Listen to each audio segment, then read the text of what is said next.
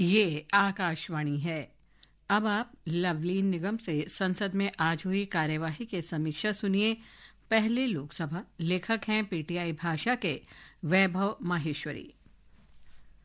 लोकसभा में विपक्षी दलों के सदस्यों ने बिहार में जारी मतदाता सूची के विशेष गहन पुनरीक्षण एसआईआर के मुद्दे पर लगातार 5वें दिन आज हंगामा जारी किया रहा, जिसके कारण सदन की कार्यवाही एक बार के स्थगन के बाद अगले सप्ताह सोमवार तक के लिए स्थगित कर दी गई। मानसून सत्र की शुरुआत 21 जुलाई को हुई थी और निचले सदन में आज लगातार 5वें दिन भी प्रश्नकाल और शून्यकाल नहीं चल सका। पूर्वाह्न 11 बजे जैसे ही अध्यक्ष ओम बिरला ने प्रश्नकाल शुरू किया, विपक्षी दलों के सदस्य एसआईआर वापस लो के नारे लगाने लगे। उन्होंने सदन में हंगामा कर रहे सदस्यों से उनके निर्वाचन क्षेत्र की जनता की अपेक्षाओं का ध्यान रखने का आग्रह करते हुए कहा कि हमारे पीछे 20-20 लाख लोग हैं जो बड़ी अपेक्षाओं से सदन को देखते हैं। उन्हें उम्मीद रहती है कि सदन में हमारे मुद्दों, हमारी आकांक्षाओं, हमारी चिंताओं पर चर्चा होगी। सदन की कार्यवाही आरंभ होते ही करगिल विजय दिवस के अवसर पर शहीदों को श्रद्धांजलि दी गई। इसके बाद जैसे ही प्रश्नकाल शुरू हुआ, विपक्षी दलों के सदस्य बिहार में मतदाता सूची के विशेष गहन पुनरीक्षण और अन्य मुद्दों पर नारे लगाने लगे। अध्यक्ष ओम बिरला ने हंगामा समाप्त करने का प्रयास करते हुए कहा कि उन्होंने हमेशा सदन में यह प्रयास किया है कि सदन चले। प्रश्नकाल सदस्यों का समय है और इसमें सरकार की जवाबदेही तय होती है। उन्होंने कहा कि मैं पिछले कुछ दिन से देख रहा हूं कि सदन को नियोजित तरीके से बाधित किया जा रहा है, तख्तियां दिखाई जाती हैं, नारेबाजी की जाती है। अध्यक्ष ने कहा कि विपक्ष को किसी विषय पर चर्चा करनी है तो वे आएं, सरकार के प्रतिनिधियों के साथ बातचीत करके गतिरोध को समाप्त किया जा सकता है। उन्होंने कहा कि हर मुद्दे पर सरकार से बात करके चर्चा का रास्ता निकाला जा सकता है, लेकिन सदन के अंदर या सदन के बाहर तख्तियां दिखाना या नारेबाजी करना उचित नहीं है। श्री बिरला ने कहा कि प्रश्नकाल के दौरान केवल उन्हीं सदस्यों को बोलने का अवसर दिया जाता है जिनका प्रश्न सूचीबद्ध है। ये अच्छी परिपाटी रही है। उन्होंने तख्तियां दिखाने पर नाराजगी जताते हुए कहा कि लोकतंत्र में असहमति दर्ज कराने का अधिकार है, लेकिन ये संसदीय लोकतंत्र की परंपरा और परिपाटी के अनुसार होना चाहिए। इस बीच उन्होंने विदेश राज्य मंत्री कीर्ति वर्धन सिंह को पूरक प्रश्न का उत्तर देने को कहा, लेकिन हंगामा नहीं थमने पर उन्हें सदन की कार्यवाही 11:05 पर दोपहर 2 बजे तक के लिए स्थगित कर दी। सदन की कार्यवाही अपराह्न 2 बजे फिर शुरू होने पर विपक्षी दलों के सदस्यों ने सदन में नारेबाजी शुरू कर दी। वे अपने स्थान पर खड़े होकर एसआईआर वापस लो, एसआईआर पर चर्चा करो नारे लगा रहे थे। पीठासीन सभापति जगदम्बिका पाल ने नारेबाजी कर रहे विपक्षी दलों के सदस्यों से सदन का कामकाज सुचारू रूप से चलने देने का आग्रह करते हुए कहा कि आप स्वयं यह समीक्षा करें कि यह हंगामा किसके हित में है, इसका लाभ किसे मिलेगा। जिन्होंने आपको चुनकर भेजा है, क्या उन्हें इसका लाभ मिलेगा?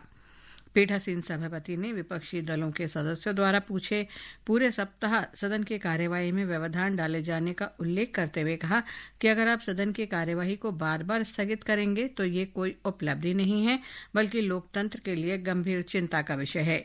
पूरे देश को नुकसान हो रहा है। उन्होंने ये भी कहा कि 200 सदस्यों के निजी विधेयक हैं और आज का दिन गैर सरकारी कामकाज के लिए सूचीबद्ध है।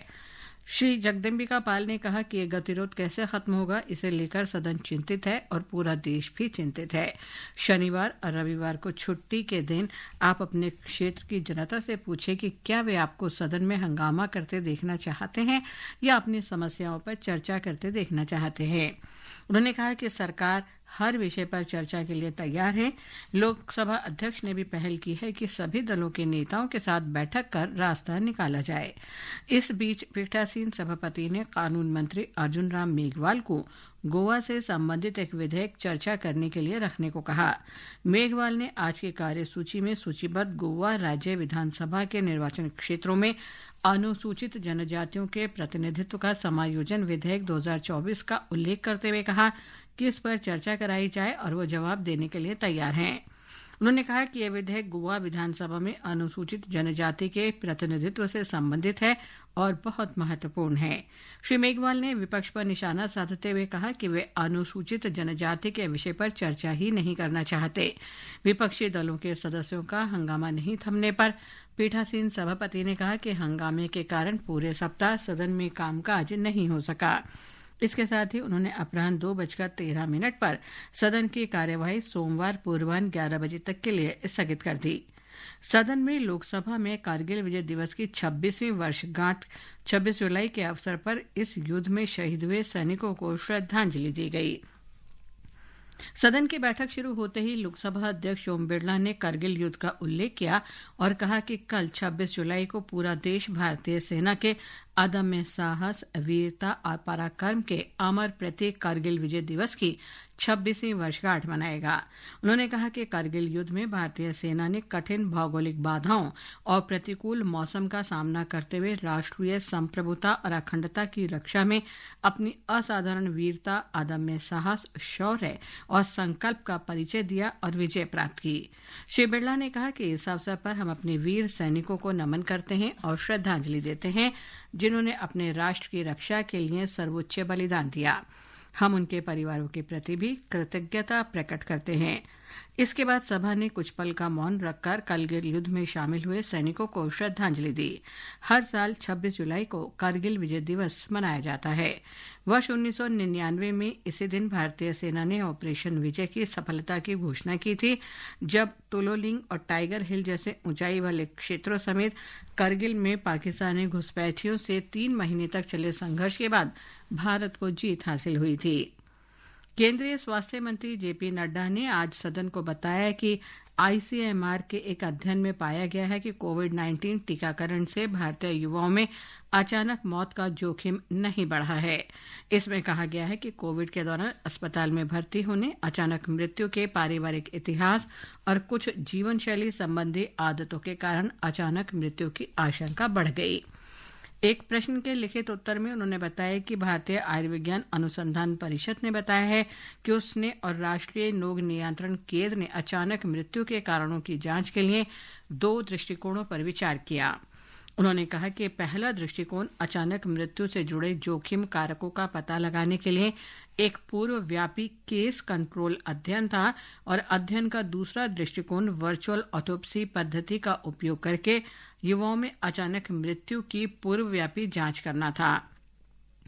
आईसीएमआर राष्ट्रीय महामारी विज्ञान संस्थान एनआईई ने मई-अगस्त 2023 के दौरान 19 राज्यों और केंद्र शासित प्रदेशों में स्थित 47 तृतीयक देखभाल अस्पतालों में भारत में 18 से 45 वर्ष की उम्र के वयस्कों में अकारण अचानक मृत्यु से जुड़े कारकों का अध्ययन किया। श्री नड्डा ने बताया कि ये मामले स्पष्ट रूप से स्वस्थ व्यक्तियों के लिए थे जिनमें कोई ज्ञात गंभीर बीमारी नहीं थी और जिनकी 1 अक्टूबर 2021 से 31 मार्च 2023 के दौरान अचानक अस्पष्ट कारणों से मृत्यु हो गई। उन्होंने बताया कि मामलों या जिन नियंत्रण समूहों का साक्षात्कार किया गया उनमें कोविड-19 टीकाकरण, संक्रमण, कोविड के बाद की स्थितियां, अचानक मृत्यु का पारिवारिक इतिहास, धूम्रपान, शराब की आवृत्ति, अत्यधिक शराब पीने और मृत्यु से 2 दिन पहले अत्यधिक तीव्रता वाले शारीरिक गतिविधि के बारे में जानकारी एकत्र की गई। विश्लेषण में कुल 729 आकस्मिक मृत्यु के मामले और 2,916 नियंत्रण कंट्रोल शामिल किए गए। श्री नड्डा ने कहा कि यह देखा गया कि कोविड टीके की 2 खुराक लेने से अस्पष्ट आकस्मिक मृत्यु की संभावना काफी कम हो गई।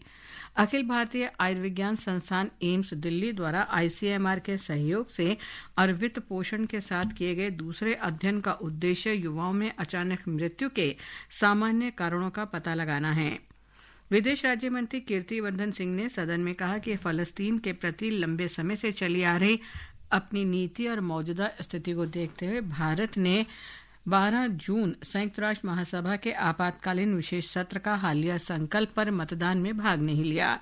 विदेश राज्य मंत्री कीर्तिवर्धन सिंह ने लोकसभा में सुब्बारायण के और सिल्वाराज वी के प्रश्न के लिखित उत्तर में ये बात कही। उन्होंने कहा कि फलस्तीन के प्रति भारत की नीति लंबे समय से चली आ रही है।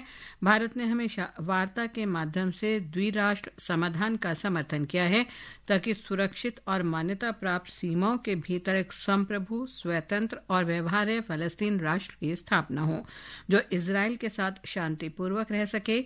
उन्होंने कहा कि भारत ने 7 अक्टूबर 2023 को इजरायल पर हुए आतंकी हमलों और इजरायल हमास के बीच मौजूदा संघर्ष में नागरिकों की जान जाने की कड़ी निंदा की है। श्री कीर्तिवर्धन सिंह ने कहा कि भारत वहां की सुरक्षा स्थिति को लेकर चिंतित है और उसने युद्ध विराम, सभी बंधकों की रिहाई और बातचीत तथा कूटनीति के माध्यम से संघर्ष के शांतिपूर्ण समाधान का आह्वान किया है। उन्होंने कहा कि भारत ने फलस्तीन के लोगों को सुरक्षित, समयबद्ध और सतत मानवीय सहायता की आपूर्ति में आवश्यकता पर बल दिया। विदेश राज्य मंत्री ने कहा कि भारत ने यह भी दोहराया है कि इजरायल और फलस्तीन के एक दूसरे के समीप आने से सीधी शांति वार्ता की शीघ्र बहाली के लिए परिस्थितियां तैयार करने में मदद मिलेगी। उन्होंने कहा कि भारत ने उपर्युक्त नीति और स्थिति के अनुरूप 12 जून 2025 को संयुक्त राष्ट्र महासभा के आपातकालीन विशेष सत्र के हालिया संकल्प पर मतदान में हिस्सा नहीं लिया। अब सुनिए राज्यसभा में हुई कार्यवाही की समीक्षा। लेखक हैं वरिष्ठ पत्रकार शिशिर सोनी। राज्यसभा की कार्यवाही आज भी सोमवार जैसी रही। विपक्षी दलों ने हंगामा किया, बिहार मतदाता विशेष पुनरीक्षण अभियान पर सरकार से जवाब मांगते रहे और नारेबाजी करते रहे। भारी शोरगुल के कारण सदन की कार्यवाही पूरे दिन के लिए स्थगित कर दी गई। पहले दोपहर 12 बजे तक के लिए राज्यसभा की कार्यवाही का स्थगन हुआ। दोबारा 12 बजे कार्यवाही शुरू हुई तो बमुश्किल 5 मिनट ही उपसभापति घनश्याम तिवारी ने सदन की कार्यवाही पूरे दिन के लिए स्थगित कर दी। इससे पहले सदन की कार्यवाही शुरू होते ही उपसभापति नवनिर्वाचित सांसद मशहूर सिनेस्टार कमल हासन को संसद सदस्यता की शपथ दिलाई गई। उनके साथ ही डीएमके के वरिष्ठ नेता राजाथी एस.आर. शिवलिंगम ने भी बतौर नए सांसद शपथ ली। देश के जाने माने वरिष्ठ अधिवक्ता पी. विल्सन को डीएमके नेता और तमिलनाडु के मुख्यमंत्री एम.के. स्टालिन ने फिर से राज्यसभा भेजा है। उनका कार्यकाल कल ही समाप्त हुआ था। उन्होंने भी फिर से राज्यसभा की सदस्यता के लिए शपथ ली। सभी सांसदों का कार्यकाल आगामी 6 साल के लिए होगा। उपसभापति ने सरकारी काम के संबंध में विभिन्न मंत्रालयों के संबंध में सदन पटल पर रखवाने के लिए बारी बारी से केंद्रीय मंत्री जितिन प्रसाद, सांसद रामनाथ ठाकुर, भगीरथ चौधरी, किरण चौधरी, जॉन ब्रिटास, शक्ति सिंह गोहित के माध्यम से पेपर्स सदन पटल पर जरूरी कागजात रखवाए ताकि आगे के विधायी कार्य निपटाए जा सकें। संसदीय कार्य राज्य मंत्री एल मुरुगन ने सोमवार से निपटाए जाने वाले विधायी कार्यों की सूची सदन पटल पर रखी। शुक्रवार प्राइवेट मेंबर्स के विधेयकों का दिन होता है। सरकारी कामकाज का राज्यसभा में अपेक्षाकृत दबाव कम होता है। प्राइवेट बिल के रूप में विभिन्न दलों के 64 सांसदों ने निजी विधेयकों के लिए लिखित अर्जी विषय सहित सूचीबद्ध कराई हुई थी, लेकिन जनहित के 5 दर्जन से ज्यादा विषयों में से एक विषय पर भी चर्चा नहीं हो सकी। लोकहित के विषय विपक्षी हंगामों की भेंट चढ़ गए। उपसभापति हरिवंश ने सदन की कार्यवाही शुरू करने के बाद नवनिर्वाचित सांसदों को शपथ दिलाई। विभिन्न संसदीय विषयों पर सरकारी काम के संबंध में सांसदों से वक्तव्य पटल पर रखवाए। उसके बाद उन्होंने सदन के सदस्यों को नियम 236 के बारे में याद दिलाते हुए इस ओर ध्यान आकृष्ट किया कि कोई भी सदस्य केवल अपनी सीट से ही अपनी बात रखेगा। पीठासीन अधिकारी के बुलाने पर अगर कोई सदस्य बोल रहे हों तो उन्हें दूसरे सदस्य किसी भी स्थिति में बाधा न पहुंचाएं। ऐसा करना अनुशासन की परिधि में आता है। ऐसा करने वाले सांसदों के खिलाफ कार्रवाई की जा सकती है। दरअसल कल जब डीएमके के मोहम्मद अब्दुल्ला बोल रहे थे तो उनके माइक का उपयोग कर तृणमूल सांसद डोला सेन लगातार नारेबाजी कर रही थी। इस पर भाजपा के वरिष्ठ सांसद लक्ष्मीकांत वाजपेयी ने नियमों के अंतर्गत अपनी आपत्ति दर्ज कराई थी। उसी की प्रतिक्रिया में आज उपसभापति ने सदन में ये व्यवस्था की। उपसभापति हरिवंश ने बताया कि उन्हें 27 विपक्षी सांसदों की ओर से नियम 267 के तहत कार्य स्थगन प्रस्ताव मिला है, लेकिन सभापति द्वारा पहले लिए गए निर्णय के आलोक में एक भी प्रस्ताव उचित नहीं है, इसलिए सभी प्रस्तावों को खारिज किया जाता है। इस बीच कृषि मंत्री शिवराज सिंह चौहान ने भी विपक्षी सांसदों से अपील की कि आज किसानों के लिए बेहद महत्वपूर्ण विषयों पर चर्चा होनी है। सभी शांत होकर भाग लें, लेकिन हंगामे नारेबाजी के बीच उनका सुझाव भी दब गया। इस बीच दोपहर 12:05 पर ही घनश्याम तिवारी ने सदन की कार्यवाही दिन भर के लिए स्थगित कर दी। नई शिक्षा नीति के अनुरूप शिक्षकों के लिए ऑनलाइन और ऑफलाइन प्रशिक्षण मॉड्यूल के लिए भी बात की गई। अभी आप संसद में आज हुई कार्यवाही की समीक्षा सुन रहे थे।